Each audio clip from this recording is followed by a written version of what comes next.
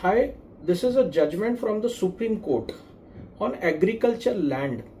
In a capital gains tax dispute, the Supreme Court has held that only a village officer's certificate classifying the land as agricultural land cannot be used to claim exemption, and capital gains was made payable on the sale transaction by the tribunal, the High Court, and now the Supreme Court.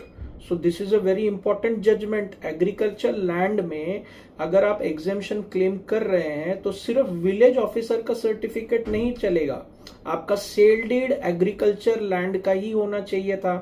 Right to record of rights जिसको बोलते हैं ROR, वो रहना चाहिए था कि आप एक फार्मर हैं और you are holding the land only for agriculture use.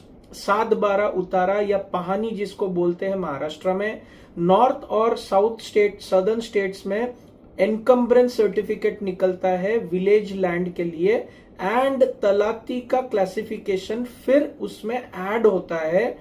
8A नमूना भी लगता है. तो ये सारा डॉक्यूमेंट्स एग्रीकल्चर लैंड के होने चाहिए. सिर्फ विलेज ऑफिसर का डॉक्यूमेंट या सर्टिफिकेट के बेसिस पे आप एग्जेम्पशन क्लेम नहीं कर पाएंगे.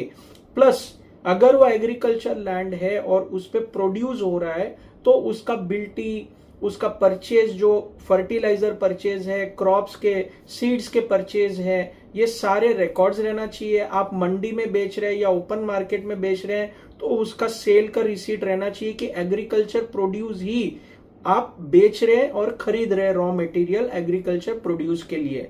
So all these are necessary. Only the village officer's certificate is not proof that the land is agriculture.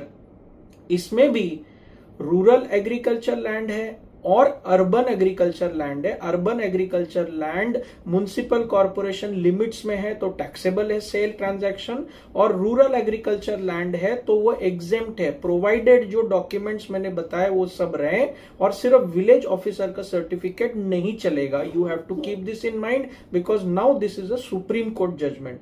Hope you are liking the regular updates. Have a wonderful weekend. Have a nice day. Will be back with more updates. Please like and subscribe to the channel.